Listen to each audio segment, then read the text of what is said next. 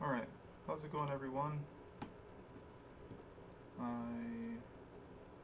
made this. I finally got the books in the mail. Uh, got about. I bought two. I think they gave me an extra one. It's very nice of them. Um, I'm pretty excited. The books look a lot better than they were. Um, like I told you guys the other day, I did a bunch of work on the book.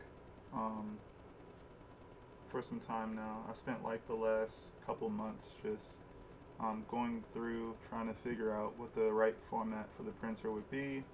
My main issue with the book was the tone, the digital tone that I applied when I printed the book. It didn't come out as well as I'd like it to. Though I still have some issues with the tone. Um, all the other like it's not as egregious as it used to be. Um, a lot of the tone actually looks like fine. It looks fine. It looks serviceable. It looks like you can look past it and actually you don't even have to look past it and actually see the line work a lot better. Um, I think I may have also chosen not matte pages this time, so the ink looks a bit darker as well. Which maybe I'll need to speak to someone about this, but it's very interesting that um, I always thought um, glossy pages reflect light. So I was thinking, matte pages should probably produce something that is more of a darker ink or darker contrast, right? But seems to be, um, maybe it's the printer. I don't know. Maybe it's the printer that has this different for their paper or whatever it is. But their glossy paper has darker ink. And I tried that this time, and it has yielded better contrast. So my cover has higher contrast. The darks look a lot darker than the other one. They look a bit lighter on the other one, like a very noticeable light if you're holding it in your hand. I cleaned up the cover a little bit. Um, I made sure to, I believe I went ahead and changed the format of all the pages that needed to be changed. I changed the layout as well. Some of the pages were pushed a little bit further down or further up because I couldn't, I guess, maybe I didn't have the right template that I was supposed to use the first two times or whatever. This time they're arranged properly where you can read properly across and everything. Um, I also added page numbers manually because I don't have cool programs like, I forget the name of the thing. It's an Adobe program. It's Adobe InDesign. I don't have InDesign. So I've applied those by hand, and I kind of feel like it's better to some degree because if I kind of make some sort of template with like the pages being um, like for example, I could technically take the um, the comic pages that I made, and I can basically get rid of all the imagery from it and like make a copy or something, a copy of a copy, and then just get rid of all the pages, and then I'll be left with, well, the bare bones, stuff right there. So I'll be able to just adjust the numbers if I want the numbers to come through on that page or not, and I can just have it where I don't have to ever truly type and find the places of where I want the numbers to be any longer because it's already where I want it to be anyway. And if I'm going to keep producing a book that's around the same amount of pages, well, it already works, right? So just trying to always create some sort of workaround. But yeah, the tone looks a lot better. It's a lot more serviceable. I think I updated a bunch of the faces, updated some of the art that was a bit older. Um, and I always try to not overdo it because I still want most of the old art to show through. Like it's fine. Like it's supposed to be in some ways a time capsule in a way. Like it's old art. I don't want it to be um, seen as like I redrew the whole book or something, or I added so much more to it where I might as well redo it. I want to just update it and make it, easier to read, easier to understand, but also kind of show some, you know, some growth throughout the book. I should be improving. My art should be improving. My storytelling should be improving. Um, and I'm probably going to become more concrete with through those experimentations of the storytelling and character art and things of that nature. But yeah, the art is a lot better in the earlier parts. Um, Again, things have higher contrast. I'm a bit happy, you know. It's nice that it looks really nice this time. It looks a lot closer to what it felt like when I was looking at it on my screen, and that's what I was trying to get it to. When I first got these books, when I made the first two editions, I was really um, hurt by, I guess, seeing that the tone was so bad that it stopped me from being able to appreciate the whole package of the art and everything. You know, it just felt, I guess, super amateur, where I couldn't. I was too much of a perfectionist to allow myself to sell this to someone. And now with this one, this is this is proper. This is one of those, like, mostly this is pretty good as far as the quality of the thing can go. Definitely when it comes to, like, I guess this is my first proper book, but it's also run through a certain amount of what would I call it? It's had some quality checks. It's had some updates and things of that nature. So I wouldn't be selling someone the first iteration of this thing. It has been worked on. It has been things have been reconsidered and changed and updated on a decent level. All of the dialogue is seeable. And something else I made sure of when I had my process, or trying to figure out my process on working through this book, trying to fix just the tone and stuff. Wasn't just all I wanted to do. There was other things where I was like, okay, can I make the dialogue better? And I usually had already kind of gone through the dialogue because over the years working on the chapters, I'm reading over the story. I'm having my friends read the story, you know, individuals and stuff, and then I would come back to it and go, oh, there was a typo or something wasn't, you know, something didn't go over well or whatever that was, you know, and I updated. But the other thing I wanted to do was to make sure it was readable from a distance. So, and that's also for mainly like publishing things online. You know, as you guys know, I'm kind of rambling because I'm a little excited. I can finally talk about this stuff more and feel more confident, you know. It's working through a process where we live in a world where a lot of people read comics on their phone first. And I wanted to produce a comic that took that into consideration. Whereas though if someone did find my comic and they wanted to read it on their phone, I'd be able to have art that had a good readability from a distance, while also having the dialogue be not too big, but just big enough to where as though it, you know, you can read it and see it properly. And of course, when you print the book, it should work really well as well. Try to think about, you know, well, here's a trick that I do. Well, I don't know how many other people have different orientations for their tablet. I'm working on an iPad, as you guys probably know, and I work with it in a horizontal manner. And what I do is I open up 2 pages at a time, and putting the book right on the screen. It's about the size. It's a little bit smaller because I'm using Clip Studio and it has this large bar at the top. But the area that I can see is a bit smaller than the book, but technically it's around the same size of the area where you'd be able to put text anyway. So this is basically like 1-to-1 or pretty close to 1-to-1. So as long as I can see it on my screen about this, like at this format, I can kind of tell what it's going to look like when it's printed.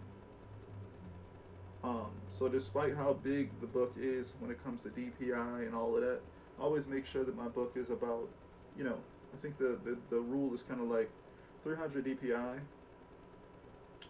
You probably would like to go up to probably 400 DPI. I personally like to use 600 DPI. I just feel like it just makes more sense. I don't have a particular reason. I started off doing very large formats, but I'm kind of sticking with 600 EPI right now.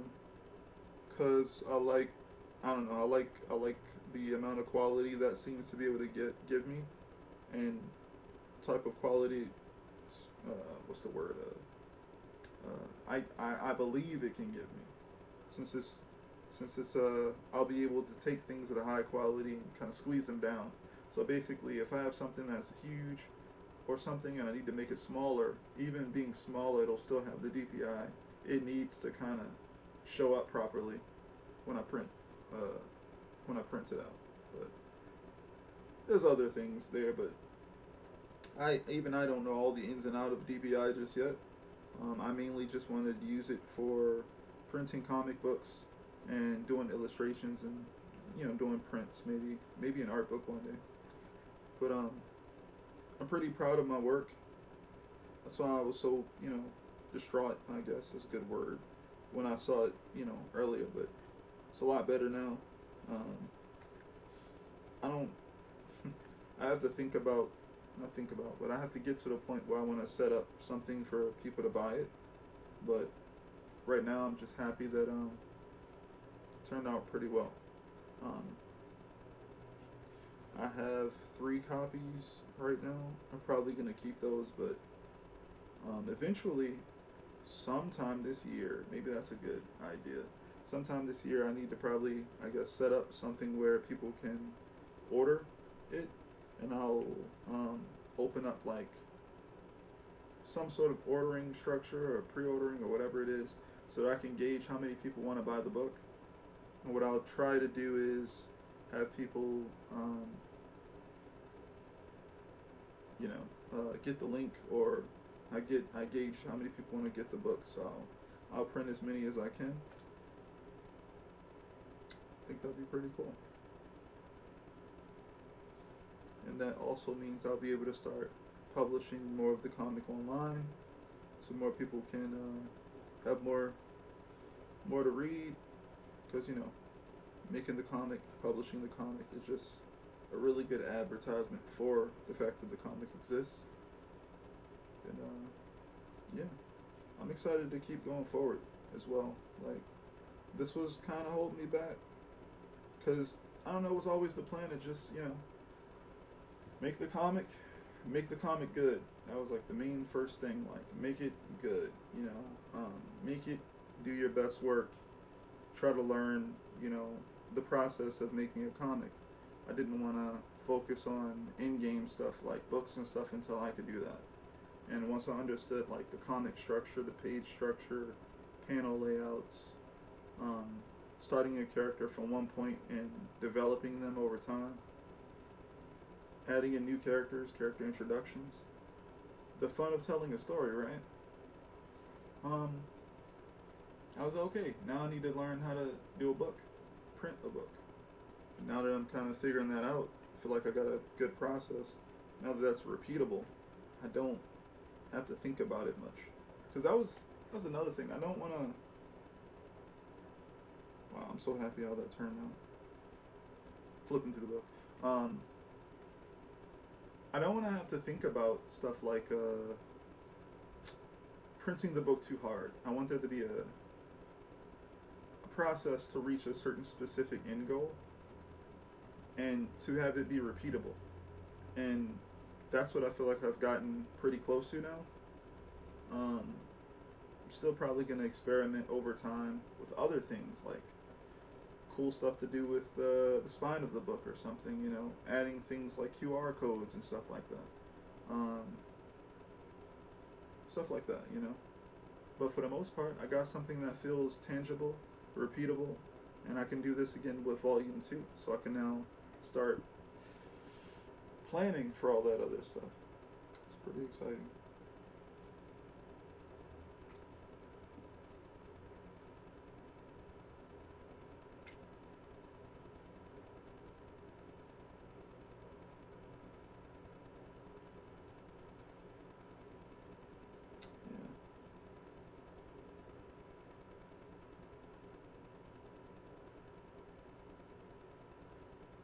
it looks nice.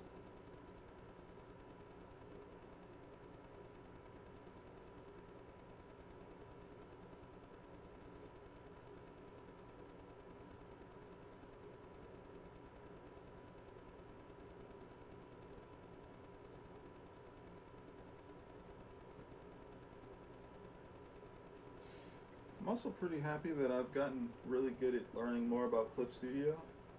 I feel like Clip Studio is one of those programs that just doesn't have enough. Um, excuse me. It doesn't have enough when it comes to tutorials for for an actual workflow. Like it has a few here and there, but it doesn't incorporate enough of starting point to end point with with the idea also like the different walks of life of people trying to do different types of things. Um, but you know, there's a lot of good tutorials out there, and you kind of piece it together. But I would like more focus on a complete start to finish type thing. But yeah.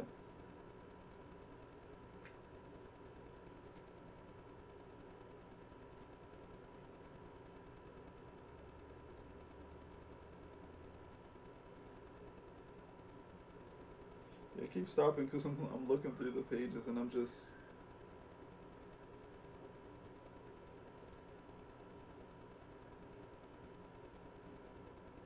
It's nice. It's kind of like I can start to kind of look more at the storytelling now instead of the things that are like annoying me or stand out too much or whatever, and kind of look at the storytelling that's happening and what's happening, what happened before. You can also look at the details or the technical aspect of the art, the exaggeration of the expressions.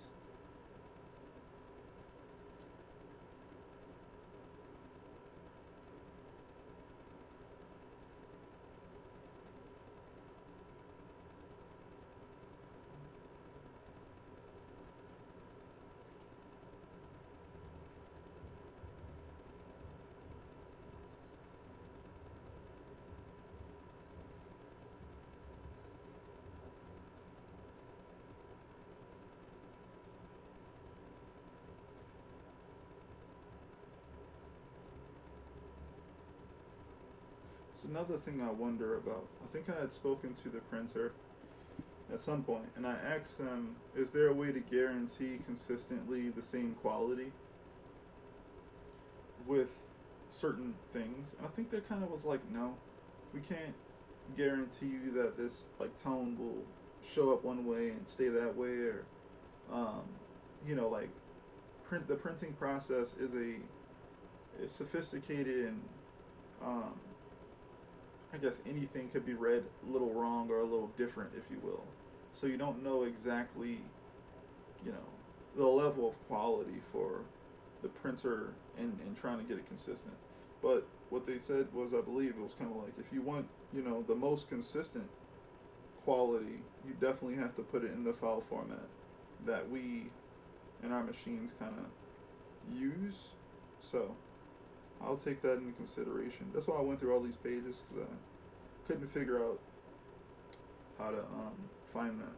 I think Clip Studio at some point had it was called I think it was called Gracol 2006 CMYK, and I think they had that at some point. I guess they got into some sort of dispute with Adobe or something. I forget how that worked out, but they just didn't have it any longer.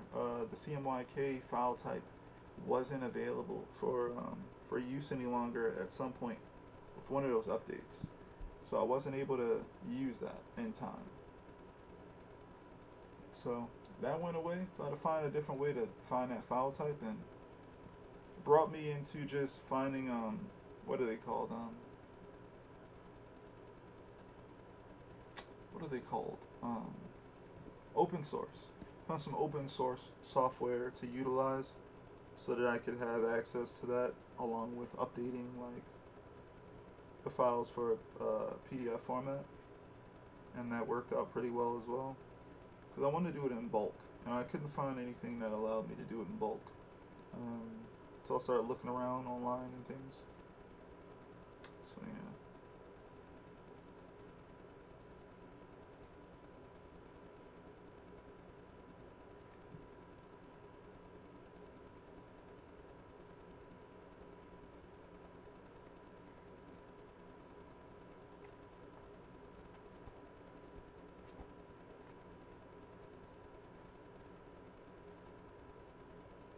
Yeah, it's a lot better.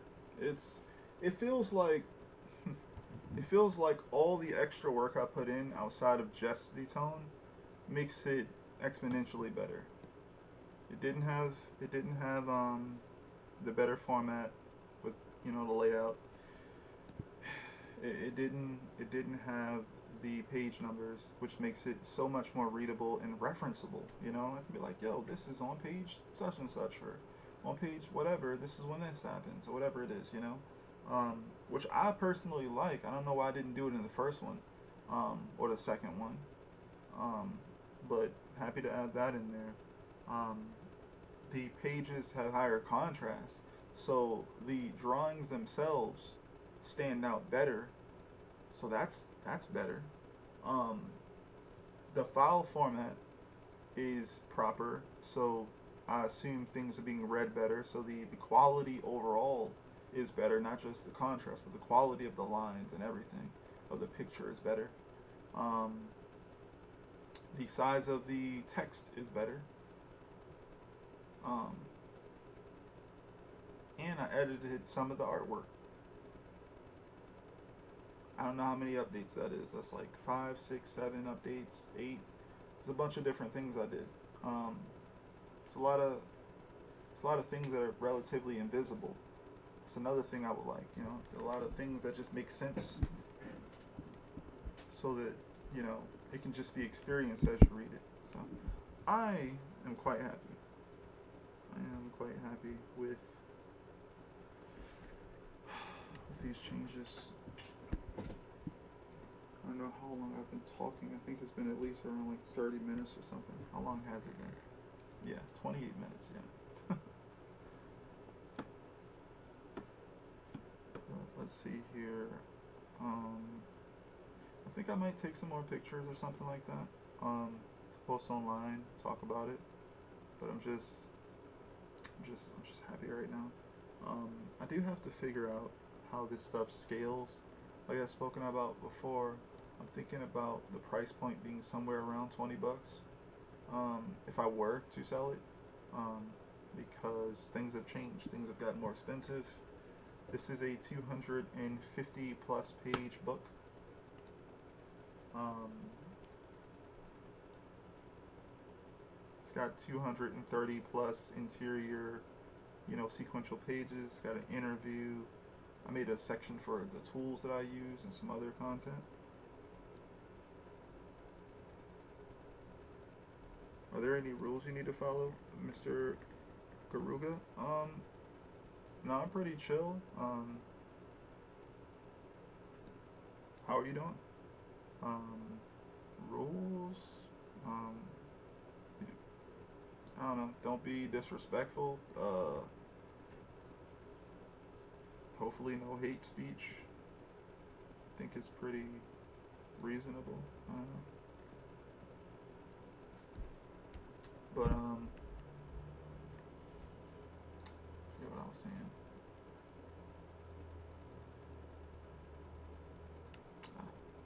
But I don't know. I'm just I don't know, a little excited to go forward now. Right. I was thinking about selling it for about $20 because things kind of scale differently now. When I first ordered the book, the printing only cost me about 30. No, it was like 35, $40, somewhere around there. And of course, that's not shipping. That's just printing it. I can do that. I'm pretty good. I just printed my book for the third time after working through a lot of problems the book printing kind of gave me, through my own doing, because I technically probably didn't have the best preferred format for printing the book through that printer. which they told me the format, and I probably wasn't paying enough attention or whatever, but I did a lot more to update the book, and it looks a lot better. But I'm just happy about that. When I first ordered the book, around $40. Now things are at, yeah, it was like, no, it was 35. It was around $35. Now it's $20 more, so it's like $55 just to print even one book. So, yeah. It is a manga style comic action adventure book about this character here. And he is essentially a martial arts student who is trying to help track down some missing individuals. At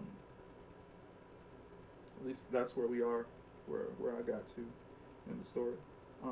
But early story is he's just kind of doing his own thing, and he kind of gets in a situation where he ends up meeting a god, but he doesn't believe in them being a god, and that's like a little bit of the joke of the story, because even though he doesn't believe in them, he's still a like kind individual, so he's gonna like help them find their way to people who kind of believe in them, while also being, I guess, in a bit oblivious to or ignorant to how they kind of work. So it kind of goes from there.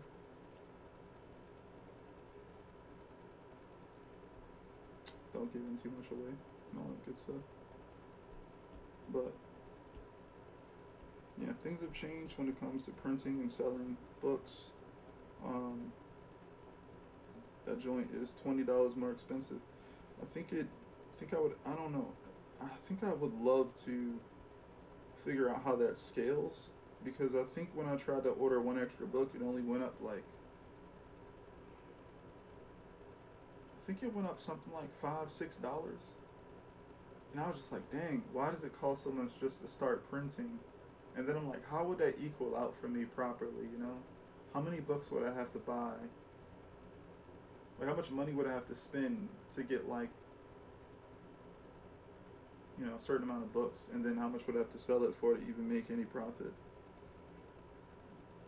Because, you know, buying a book at 1 or 2 copies, if the starting price is like $50, it's like, okay, well, I can't sell this for like what they sell this for in the stores, you know, these type of competitive prices with these people who have a lot of more money to play with. They have like selling their books for like $13 and stuff like that. I can't possibly think to sell a book for $13 unless I print a lot of that book in the first place, and then I would still have to sell it for a decent amount to even make profit, enough to even probably try to print the book again, you know. So I'm thinking about 20 at least right now. Yeah.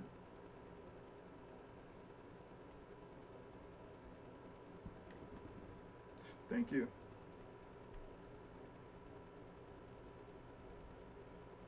Try to make it a bit interesting.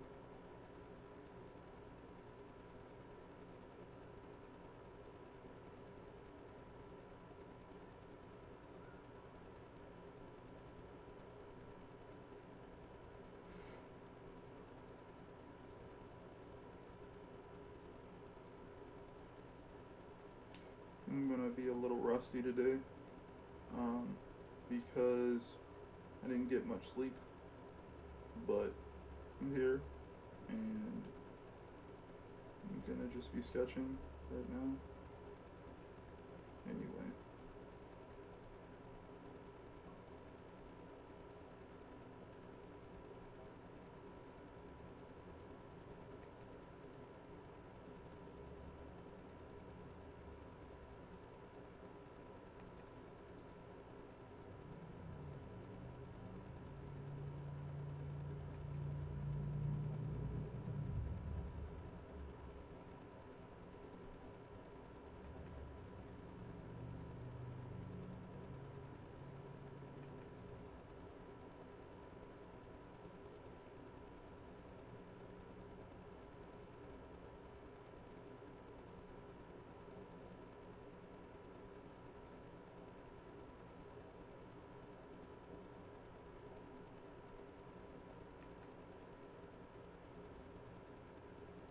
Well, thanks for stopping by. Appreciate it.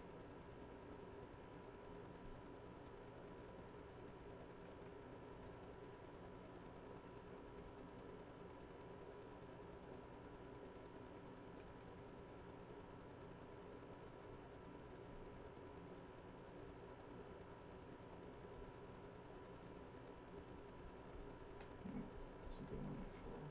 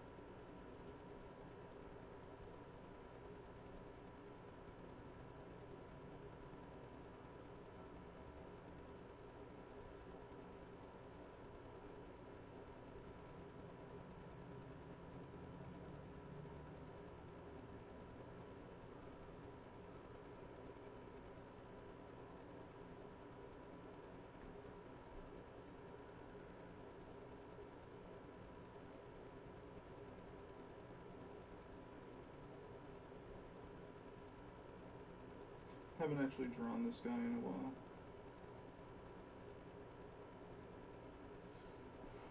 There's a lot of things I need to start doing again and kind of sticking with. Find a way to just continue regardless.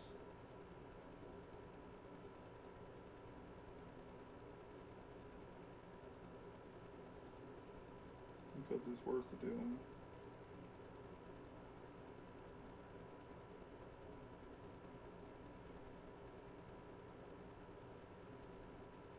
I'm also still checking out these new brushes that I bought recently. They're still pretty cool. Don't dislike anything just yet. This is about a,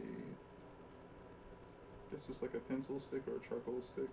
It's supposed to have texture, but if you don't use it for like really dark things, it just looks like a nice sketch pen or pencil.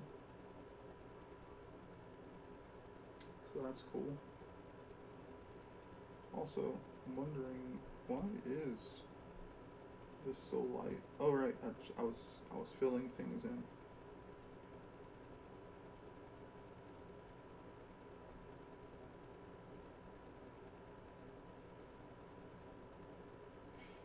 Yeah, it definitely looks like a pencil, or I guess some sort of dry media. So they did a good job with that one.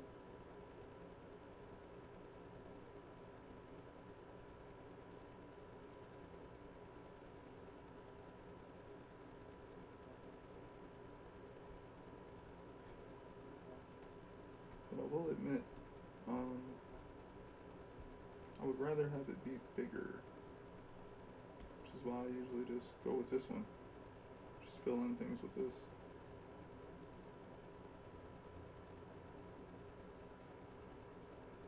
So I saw a tweet today on Twitter, and it went something like, someone was talking about um, simplistic artwork in comics and how they kind of value that over more detailed work. Um, 'Cause they feel like, I think it was something along the lines of just like, there was just certain essential lines that would like be used or whatever, and I don't know, that meant a lot to them because it didn't feel like, I guess, an abundance of unnecessary information visually.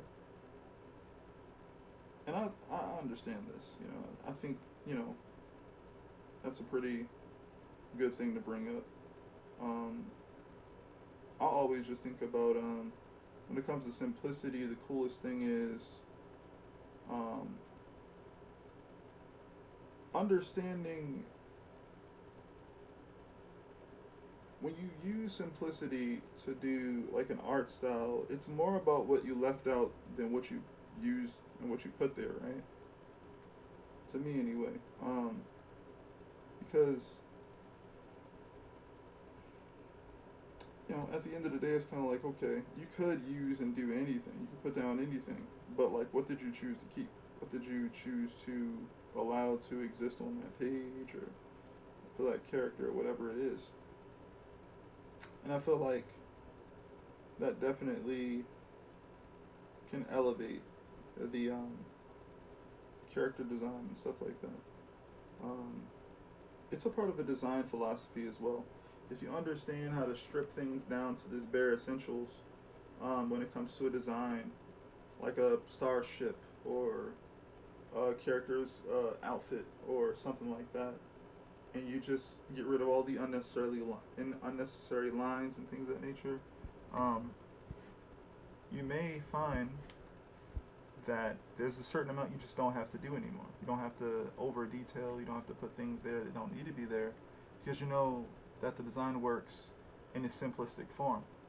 And once you understand that, you kind of get the essence of what the character is supposed to be, and the essence of the form that they need to be readable on screen, noticeable from a distance, really good silhouette. All these things matter, right? So, yeah, I was thinking about that. They brought up some specific artists.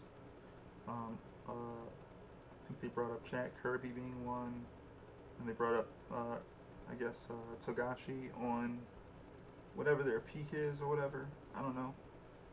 And then they brought up Toriyama.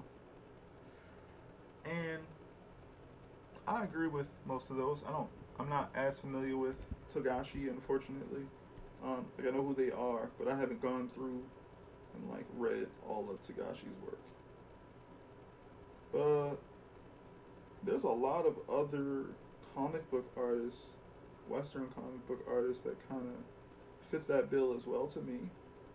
And the first person that came to my mind when it comes to like putting down the essentials when it comes to line work is someone like Alex Toth or Toth. Um, I'm not even as familiar as a lot of older individuals are with Alex Toth. But I'm always looking up or learning about new people in art and definitely comics. And I'm like, no, that guy, when it comes to simplicity, I think he might be one of the best up there when it comes to figuring out how to do least the less amount of lines, but be able to do a lot with that form, whatever it is. I could also bring up like Mike Mignola. He's also up there. Um,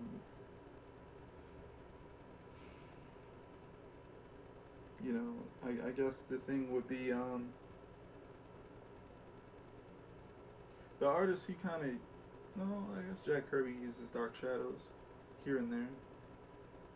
But yeah, like who else? Hergé, I believe, guy who worked on Tintin. I mean, it's a lot of people who are really good at this when it comes to just making great art using line work, not over detailing, not over rendering, things of that nature.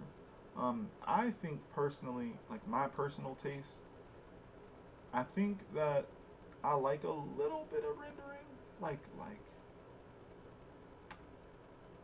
I don't know if I would even call it rendering. It's gotta be like pseudo fake rendering or something. Like like I like rendering, right? But when I think about a comic style that's like more simplistic, I kind of like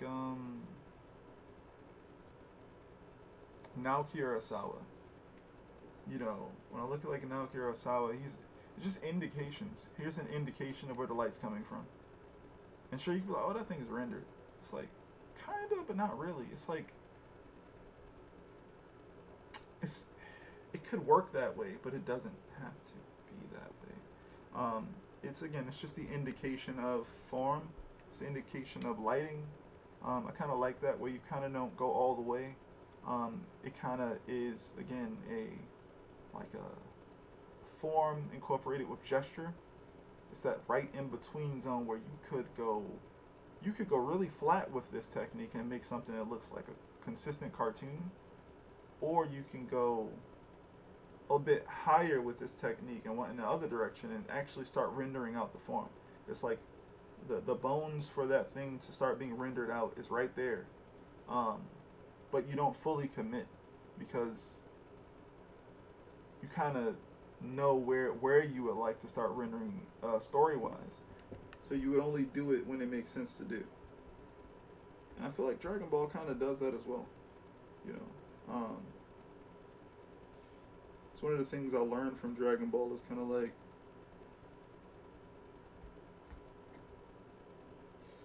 Toriyama wouldn't waste time with showing you the lighting. Like, I want to say gander so bad. I'm going to say it. Take a gander at a volume of, like, early Dragon Ball or whatever. And look at, like, Goku's hair. And notice that it's daytime, right? It's daytime. He's near, he's somewhere in the world. It's daytime. But the daytime light doesn't affect Goku's hair. Because Goku's hair is an outline.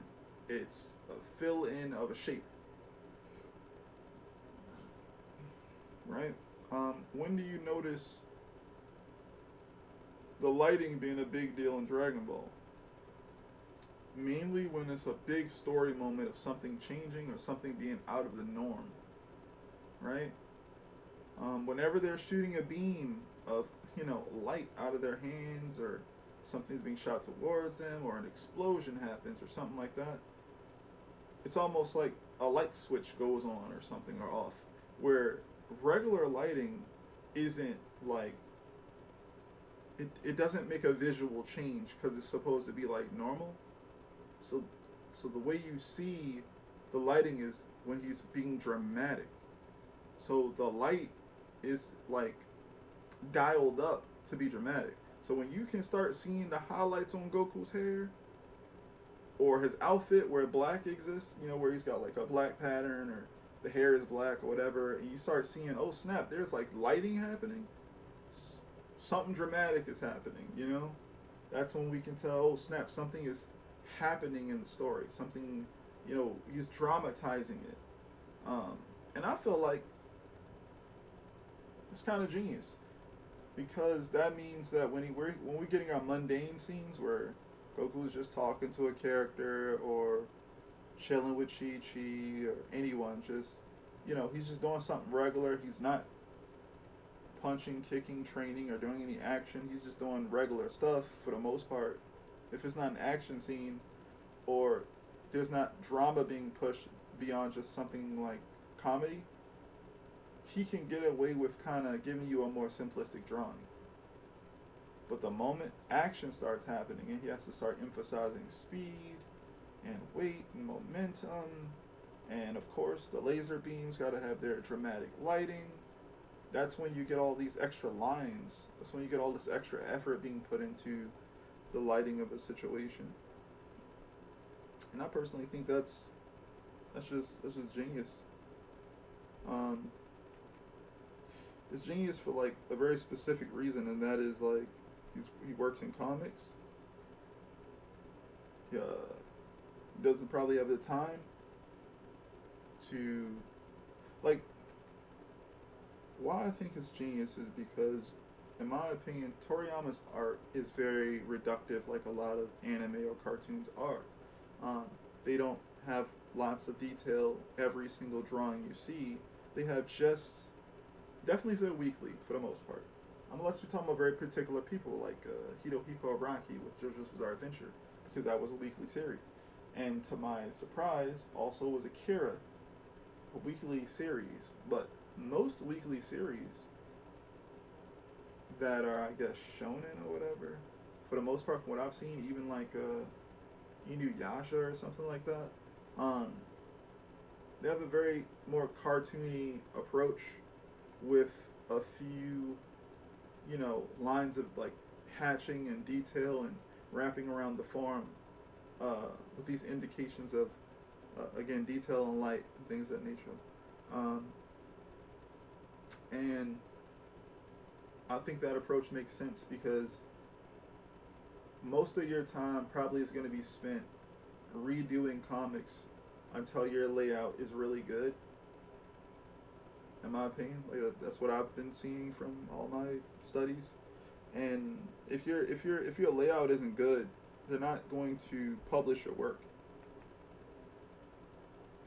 So they're not going to be sitting there trying their best to detail things when they have to make these deadlines. So if they have to make a deadline like every single week, then that means they also don't have a whole entire week to do a chapter. Because I was always thinking to myself, they probably have like 3 days where they're just not creating the best layouts for people to read. You know, improve this layout, make this page turn better. You know, this thing isn't clear enough from just the roughs. The rough sketches. And then after they work through all of that for those 3 days, they're like, okay, this is good enough. You can like start working towards finish now. You got 4 days to produce. What was Toriyama dropping, like 12 pages sometimes 14, 15 pages, right? So he's probably drawing like 3 pages a day, sometimes 4 when he needed to, maybe more depending on how much more that storyboard needed to be made better. And I feel like Toriyama's style definitely helped with that. You basically come up with shortcuts for yourself stylistically to figure things out. Definitely if you're drawing and writing yourself, right? If you're drawing the story, it's gonna take longer than writing the story. It just is, You can do a bunch of research and figure out dialogue. You can also change dialogue on the fly. You can change some art on the fly, but it's faster to change dialogue on the fly because I guess it's words to some degree, and if you kind of get the gist of who the character is, you can always kind of decipher something that they would say. But sometimes you have to you can fix all this stuff in post, but eventually you want to get this stuff out to people so they can read it.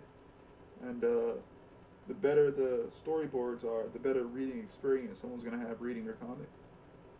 Obviously, with better dialogue, that also helps, and with images that are also interesting, that also helps. It's a complete package. So I think that I too also like simplistic styles, but that's because it makes sense. Because without a more simplistic style, or maybe an approach to doing simplistic storyboards, simplistic rendering style with your art or whatever, it would take longer to create a good comic storyboard. And I'm really particular about that. Again, it's something else that I got from Dragon Ball. Because when you read through Dragon Ball, you kind of don't want to put it down. And sometimes I was thinking to myself, is it because of the drawings in Dragon Ball? Or is it something else? And it's like, no, Dragon Ball is legit fun to read. And after all these years of kind of going through Dragon Ball, I was like, yo, Dragon Ball is not just fun to read because I like looking at the drawings of Goku do stuff on the page. It's the way the page is constructed to allow Goku to do those things. And when I figured that out, I was like, okay, drawing ability ain't enough.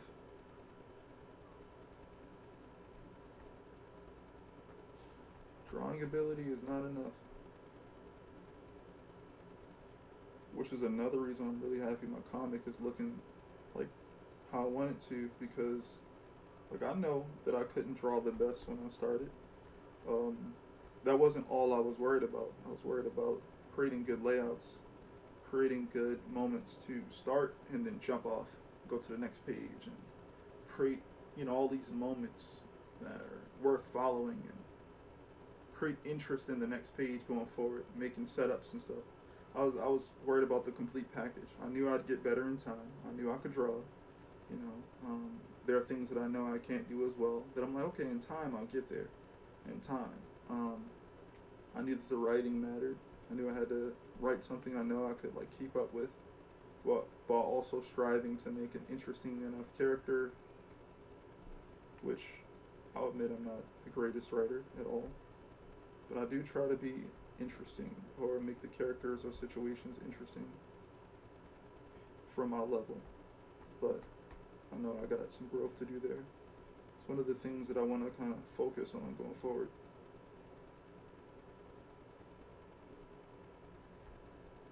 Look at this. It's not good. I never erasing this.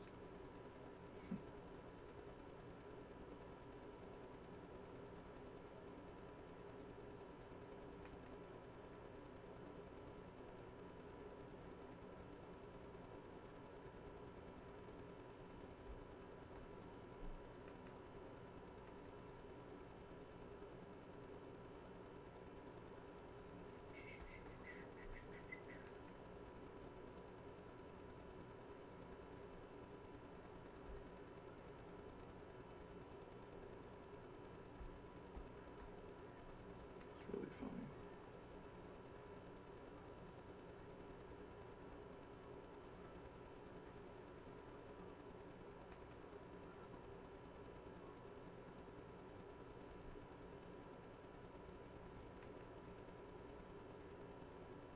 There was this other, um, there was this other topic that was brought up on Twitter, and I think I just saved it for later.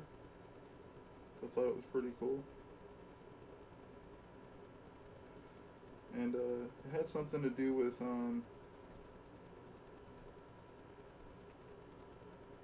it had something to do with comic art styles, and they were bringing up how in manga, no, they were bringing up how he wishes or they wish that uh, people realize the power of comics, as in you can have a more simplistic character standing next to a more rendered character, and it would just be fine because the medium has the strength to be able to allow that to happen. But a lot of people, they don't play with the back and forth of making someone cartoony and then more rendered and things of that nature. And they brought up how the guy who made or worked on Vagabond plays with it, and a bunch of other people, right? They go back and forth with their character and play with their expressions and make them more cartoony when they want to do things like a comedic moment and things of that nature, right? I agree. I agree. It's one of the things that I also like to experiment with here and there. Um, I don't.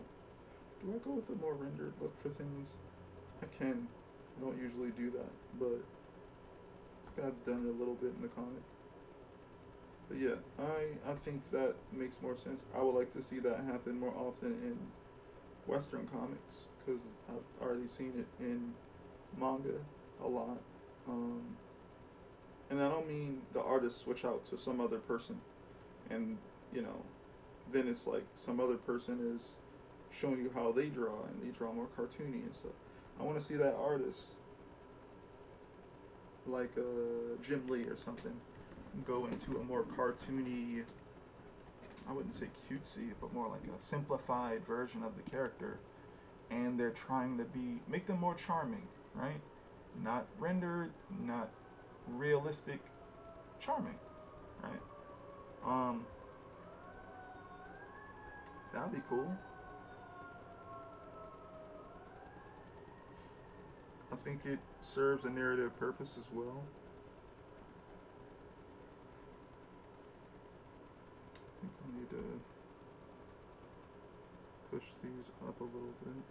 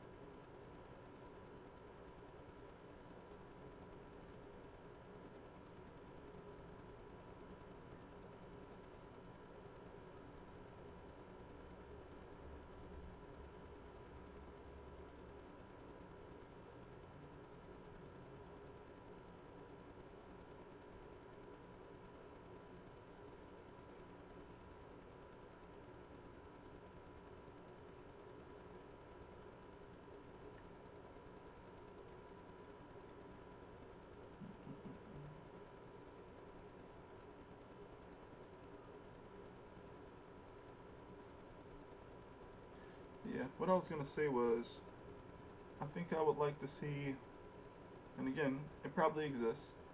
I just haven't seen it, right? So when I say this, I mean I want to see it. I want to see more experimentation and I guess more manga. I want to see more experimentation with more comics, more Western comics, where they play with that type of thing, with the back and forth of realism, facial expressions, and also more charming stuff. Or shoot, even going into uh, more like a toy, like making a toy version of the character or something. You know, playing with just knowing where we are narratively and what we could do to emphasize the fun of that, the joke of that, whatever it is, whatever that is, um, and breaking past the consistent style, going to a different style to emphasize it better, right? And then in manga, I would like to see people play around with more um, other techniques. Though I feel like a lot of people end up using digital, they kind of use digital to come up with things that look still traditional. I would like to see people play with things that go beyond just traditional look of things. Um, Not just using 3D. No, that's not what I'm saying. Um, what else can I put in there other than 3D? Not just using digital tones. Actually, I don't know, playing with, what if you don't want to use completely black? What if I want to use gray? And I don't mean tone. What if I want to use texture? What about, um, I don't know, there's a bunch of stuff you can do, right? What if I want to use pencil? What if I don't want it to look like a pen? What if I want it to look like a pencil? But I've seen some people dabble here and there, so I can't completely say that, but I haven't seen any of these things consistently in something like a mainstream manga or something. I feel like seeing that more often would change the game a little bit because it would open up people's minds to, I don't know, just seeing it more often. Um, I think it would be a cool thing to do and to see more of. But I just love comics, so it makes sense for me to want to just see that. So I don't know. I don't really think it matters what you use to make a comic. I think it's interesting what you use. I don't think it matters what you use. You use whatever you want. At the end of the day, people just want character situation that they can maybe not necessarily relate to, but like be interested in. Be interested in seeing what happens next. If they get something better than that, awesome. If they don't, well, at least they got, the interest in hopefully seeing you execute the story. Kind of get to live with that character or characters for a bit. Yeah.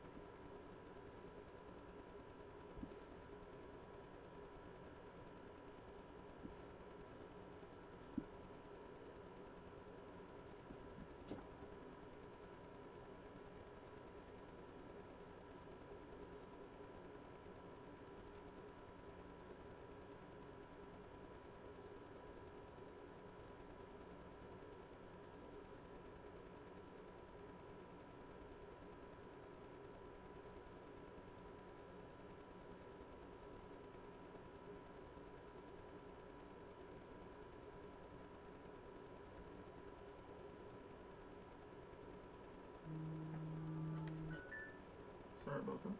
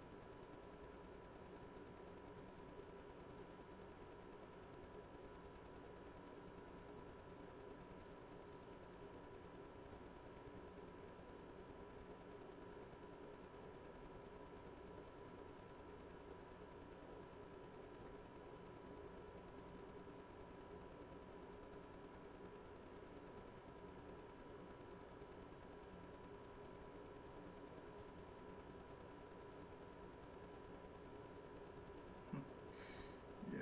Oh man, I haven't drawn this character in so long.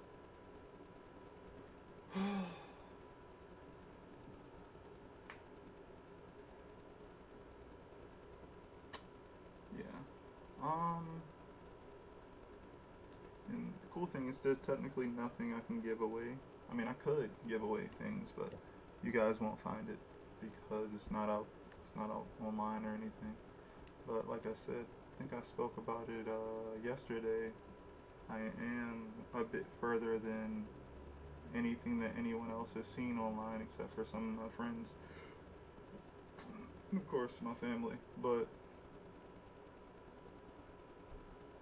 this is also one of my favorite characters.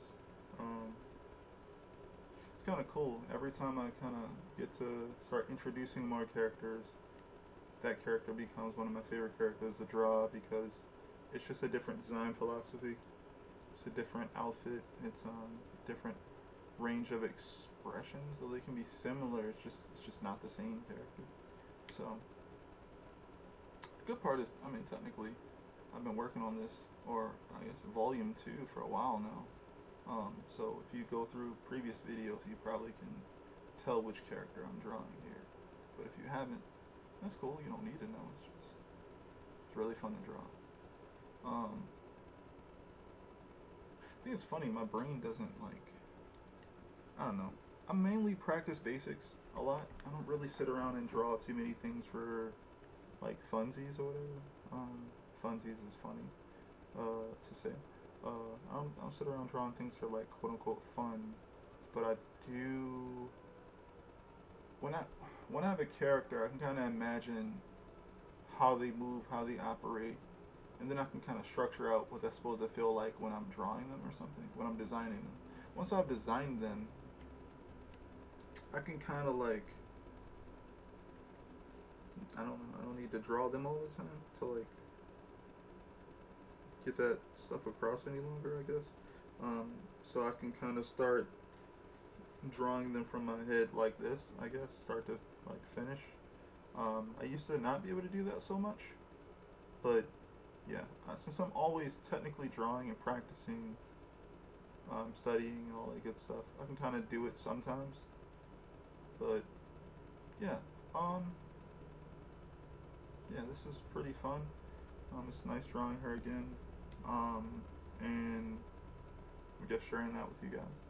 Um, I saw some videos a while ago about like kind of like, well, I'll put it this way. I don't usually. I'm a perfectionist.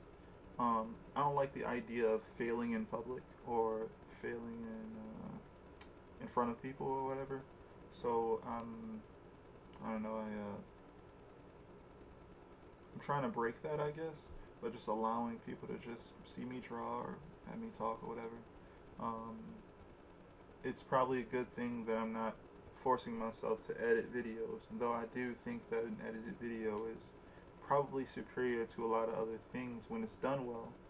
It, for me, uh, takes me out of it, and it forces me into my perfectionist brain, if you will, and I go, okay, let's do this and let's do that. And no matter what I make, I will never feel like it's good enough because there are skills outside of what I have that even if I were to gain them, I'd find another reason for me to not like something. So by just doing it this way, I won't allow myself to procrastinate or stop or hyper focus on making something a lot better, beyond a certain level, which is, it's something I stopped doing for my comics because I finally reached a level, which is surprising thinking about it. I finally reached a level where I kind of was like, I agreed, in my mind, I was like, yeah, this is serviceable, this is good enough. I can always go up from here.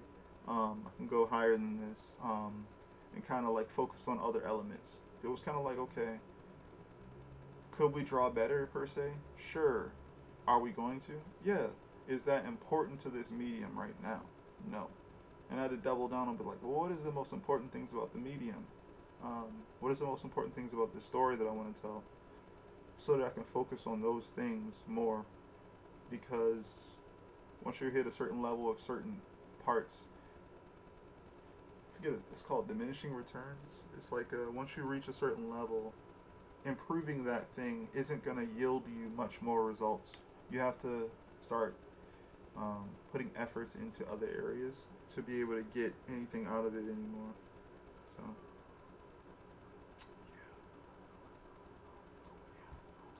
yeah, this is where I'll end this, and I will see you guys tomorrow.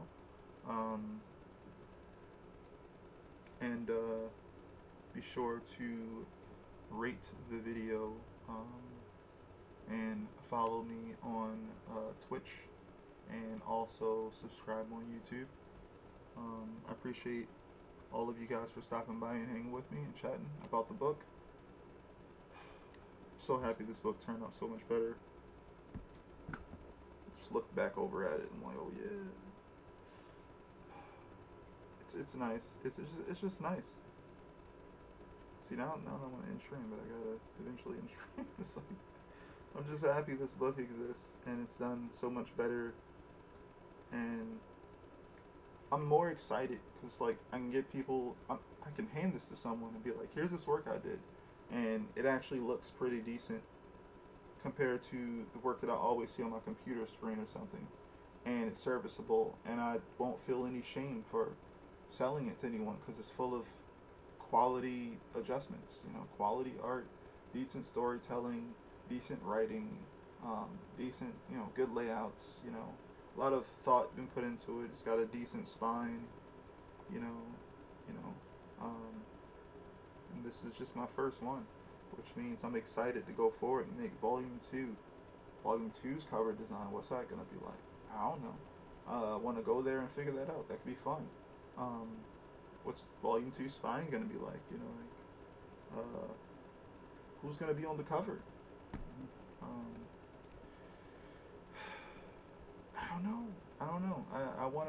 I'm excited to kind of learn that. I'm excited to draw that out, sketch that out, and figure that out, and play with the ideas and go forward from there.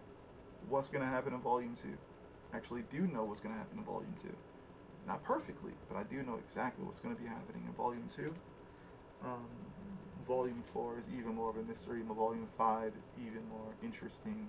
I'm just excited to kind of go forward with things, and I hope I can get you guys to check out my comic, The Divinity. It is also a lot. A lot of it is on Webtoon. If you guys are on Webtoon and you find it there, be sure to subscribe to me there. I don't have a lot of followers there. That'd be cool. Um, if you dig it, be sure to, I don't know, leave a comment, like it, subscribe to it. Um, I'm gonna keep making it. I'm gonna keep working on it. There'll be more chapters soon. I also have a Patreon. Haven't posted anything in a while. I admit that, but I will be, thinking about what to add onto Patreon going forward. Um, I'm probably gonna be posting a bunch of sketches and warm-ups, and when I get back to pages again, I'm gonna be probably posting. Um, I'm gonna probably be posting work in progress, along with probably something about making a book, because I think that's something I wanted to work on and make for people. And getting this far, maybe I'll be able to help someone else kind of figure out some strategies to make their book as high quality as they need to when they're printing the book. So yeah, thanks so much, everyone. I'll talk to you tomorrow. Peace.